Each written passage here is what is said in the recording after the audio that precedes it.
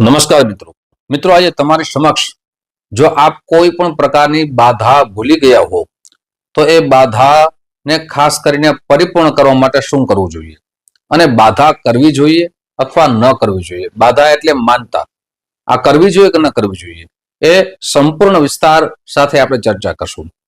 ઘણા બધા વ્યક્તિઓ પોતાની ઈચ્છાની પૂર્તિ માટે ઘણી વખત ઘણા દેવી દેવતાઓની માનતા કરે છે કે હનુમાનજી મહારાજ જો મારા દીકરાના લગ્ન થઈ જશે ને તો અવશ્ય તમને તેલનો ડબ્બો ચડાવીશ. એક આવી ઈચ્છાની પૂર્તિ માટે કરે.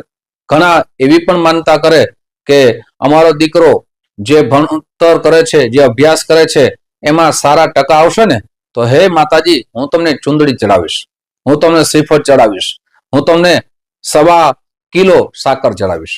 આવી માનતા કરતા હોય છે. સાથે એ માનતા કર્યા પછી ઘણી વખત ભૂલી જાય છે અને એ ભૂલી ગયા પછી જીવનમાં કોઈ પણ પ્રકારનું દુઃખ આવે ત્યારે એ મનની અંદર વિચાર આવે છે કે હું કદાચ એક માનતા કરી હતી, એ માનતા ભૂલી ગયો છો ને એટલે મારા જીવનમાં એ દેવી દેવતા દંડ સ્વરૂપે મને એ દંડ આપે છે. આવું મનમાં અનેક પ્રકારના વિચાર પણ આવે છે. પણ ખરેખર આપ માનતા કરો છો કે સોદા કરો છો? સોદો કેવો કે ભગવાન હું તમને આટલી વસ્તુ ચડાવું તો મને આટલી વસ્તુ આપો. શું હનુમાનજી મહારાજને તેલનો ડબ્બો ચડાવવાથી એ હનુમાનજી મહારાજ છે આપણા દીકરાના લગ્ન માટે દીકરી શોધવા નીકળે ખરા? બહુ વિચારવા જેવું છે. હનુમાનજી મહારાજ તો કેવા છે કે હનુમાનજી મહારાજને પરમ રામના ભક્ત માં સીતાએ જે એક સુંદર મજાના મોતીની માળા આપી પણ હનુમાનજી મહારાજે એ માળા પથ્થર ગણી અને તોડવા લાગ્યા. શું કામ? એમાં રામ એમને દેખાતા ન હતા. તો આવા પરમ ભક્ત પાસે આપણે આવી ખોટી અપેક્ષા કરીએ યોગ્ય છે ખરી? સાથે એવી પણ માનતા કરીએ જગદંબા પાસે, માં શક્તિ પાસે કે માં મારો દીકરો જીવનમાં કોઈ દિવસ મહેનત કરી જ નથી, અભ્યાસમાં કોઈ પણ પ્રકારની મહેનત કરી નથી અને પાસ થઈ જાય તો હું તમને ચુંદડી ચડાવવા આવું. તો શું આપણા આ જગદંબાને આપણી ચૂંદડીની જરૂર છે ખરી?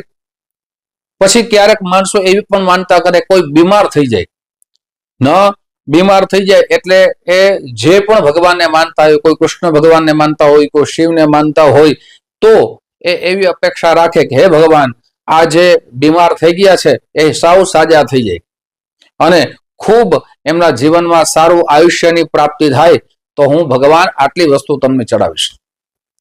એક તો પેલી વસ્તુ એ છે કે ભગવાન આયુષ્ય આપતા જ નથી. હા, ભગવાન પાસે શું માગવાનું છે? જેનું નામ છે એનો નાશ છે, પણ ભગવાન પાસે જઈને શું માગવાનું છે? ભગવાન પાસે જઈને પેલી તો આપણે ભગવાન પાસે એવી પ્રાર્થના કરવાની છે કે હે ભગવાન મને એવી શક્તિ આપો, મને મનના એવા વિચાર આપો કે હું બીજાની સેવા કરી શકું, હું સારા કર્મ કરી શકું, હું સત્કર્મ કરી શકું. શા માટે? મનુષ્ય જીવન એક જ વખત પ્રાપ્ત થાય. એ મનુષ્ય જીવનને આપણે મુક્તિ તરફ લઈ જવું હોય તો સૌથી પહેલા ભક્તિ અને સત્કર્મ કરવા જોઈએ. તો ભગવાન પાસે એ પ્રાર્થના કરીએ, ભગવાન પાસે એ માગણી કરીએ. આપણે શું અપેક્ષાયુક્ત મનુષ્ય છે, મારું આ કાર્ય ભગવાન કરી દો ને તો ભગવાન તમને આ વસ્તુ ચડાવું. આ તો બધી જે પણ વસ્તુ અર્પણ કરી એ તો બરાબર, પણ મેં તો ઘણી જગ્યાએ એવું પણ જોયું, એવું પણ સાંભળ્યું કે હે જગદંબા, હે માતાજી તમે અમારું કામ કરી દો ને તો અમે તમને પશુની બલિ આપીએ. પશુ અને કેવું કરે એ પશુને લઈ જાય, ત્યાં તિલક કરે, હાર પહેરાવે અને ત્યાંથી પછી ઘરે લઈ આવે. એ પશુને પોતાના ઘરે પ્રસાદ સ્વરૂપે એ પશુને મારી નાખે, કાપી નાખે અને ભોજન કોણ કરે? તો કે જે પરિવાર લઈ ગયો હોય, જે વ્યક્તિ લઈ ગયા હોય ને એ પશુની બલિ આપે. પશુને શું જીવ હિંસા યોગ્ય છે ખરી? કે હું આ પશુની બલિ આપીશ એટલે મારી માં છે ને એ અવશ્ય મારી ઈચ્છા પૂર્તિ કરશે? કરે જ નહીં. એક તો જીવ હિંસા થી મોટું પાપ જ નથી. આપણા મનની અંદર આવા વિચાર આવે એ જ મોટું પાપ છે. અને પશુઓને મારવું યોગ્ય છે ખરું? ઘણી જગ્યાએ પશુ ચડાવવામાં આવે તો એ અંધશ્રદ્ધાનો ભાગ છે. શાસ્ત્રમાં કોઈ પણ જગ્યાએ જે પશુઓની બલિ લખવામાં નથી આવી.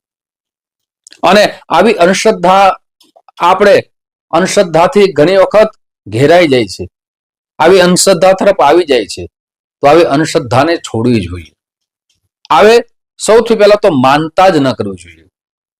અને માનતા કરી છે તો આપણા જીવનની અંદર એવા વિચાર ના આવે જેનાથી દુઃખ ઉત્પન્ન થાય અથવા ચિંતા થાય કે આ માનતા નથી કરીને પૂરી એટલા માટે મને કષ્ટ આવે છે.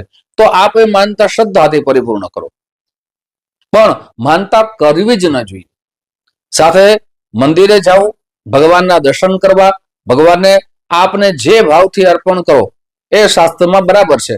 શ્રીફળ અર્પણ કરે, કોઈ પેંડા અર્પણ કરે, કોઈ મા જગદંબાને સાડી ચડાવે, કોઈ ચુંદડી ચડાવે, તો એ એની હૃદયથી પ્રાર્થના છે, હૃદયથી માને અર્પણ કરું છું, આમ દાસ બની અને એની સેવાનો ભાવ છે. પણ માનતામાં તો અપેક્ષા વધી જાય છે. માનતામાં તો હર હંમેશા એક સોદો થયો કહેવાય કે હું આટલી વસ્તુ ભગવાન તમને અર્પણ કરું છું તો આટલી વસ્તુ મને આપો. તો આવી અપેક્ષાને છોડી અને ભાવથી કોઈ પણ દેવી દેવતાને આપણે ભક્તિ કરવી જોઈએ. છતાં મિત્રો હું તમને એક સરળ ઉપાય બતાવું છું કે આ સરળ ઉપાય તમારી માનતા પરિપૂર્ણ થઈ જાય, તમારા મનમાં ન રહે, મનમાં શંકા કુશંકા ન પ્રબળ થાય અને તમારા જીવનમાંથી આ શંકાઓ દૂર થાય એટલા માટે આ ઉપાય બતાવું છું. આ ઉપાય એટલા માટે ખાસ કરીને છે કે ઘણા બધા વ્યક્તિઓ મનથી એમ થાય કે આ માનતા નથી કરીને એટલે અને જેની માનતા કરી હોય, હું જગદંબાની આ જેની માનતા કરી હોય, આપના દેવી દેવતા પાસે બેસી જાઓ કે માં મારી શંકા કુશંકા મારી માનતા પરિપૂર્ણ થાય એટલા માટે મને યાદ કરાવો. અને કદાચ યાદ ના આવે ને તો ભાવથી ભટશો ને તો તમારી એ માનતાની ચિંતા કરવાની જરૂર રહેતી નથી. મિત્રો ખાસ કરીને આ અંધશ્રદ્ધાને દૂર કરવા માટે આ વિડીયો હું બનાવું છું. આ પહેલા પણ એક વિડીયો હું તમારી સમક્ષ રાખી ચૂક્યો હતો કે માં તમારી માનતા જે છે એ તમને યાદ કરાવે અને તમારા મનમાંથી આ દરેક પ્રકારની શંકા કુશંકા દૂર થઈ જાય અને પાછી આવી અપેક્ષાથી કોઈ માનતા ન કરવી જોઈએ. તમારી શ્રદ્ધા છે તો ખૂબ ભાવ ભક્તિથી માને માનો, પૂજા કરો અને શ્રદ્ધાથી કરેલું કોઈ પણ કાર્ય છે ને એ ભગવાન જીવનમાં ફળ આપે છે. હવે મિત્રો આ સુંદર મજાનો એક શ્લોક આપું છું, એનો કઈ રીતે તમારે વાંચન કરવાનું છે, પાઠ કરવાનું છે એ પણ આગળ વાત કરીશ. પણ મિત્રો તે પહેલા એક નમ્ર પ્રાર્થના છે. મારા નવા મિત્રો આ વિડીયો જોઈ રહ્યા છો, મિત્રો આ વિડીયો તમને ગમે તો જરૂર ને જરૂર લાઈક કરજો, શેર કરજો અને તમારા કુળદેવનું નામ અવશ્ય લખજો.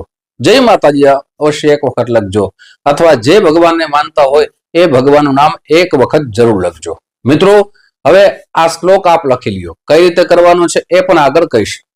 આ શ્લોક આપ શાંતિપૂર્વક લખી લ્યો. સર્વ બાધા વિનિર્મુક્તો ધન ધાન્ય સુતાન્વિત મનુષ્યો મત પ્રસાદેન ભવિષ્યતિ ન સંશય. આપના મંદિર સામે બેસી જાઓ, એક ગાયના ઘીનો દીપ પ્રજ્વલિત કરો. પહેલા દિવસે આપ એક માળા કરો, બીજા દિવસે 2 માળા કરો.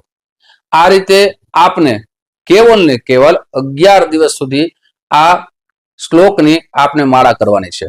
ક્રમશઃ દિવસ થાય એમ એક માળા આપને વધારતી જવાની છે. મને મારા ભગવાન ઉપર વિશ્વાસ છે અને તમે તમારા ભગવાન ઉપર વિશ્વાસ રાખજો કે આપને યાદ આવી જાય. અને કદાચ યાદ ન આવે તો પણ કોઈ પણ પ્રકારની ચિંતા કરવાની જરૂર રહેતી નથી. પણ ભગવાનને પાછી માનતા નહીં કરવું, ભગવાનનો અપરાધ નહીં કરવું એવી અવશ્ય ભગવાન પાસે પ્રાર્થના કરજો. મિત્રો ફરીથી મળશું. આપ સૌને મારા જય શ્રી કૃષ્ણ, મહાદેવ.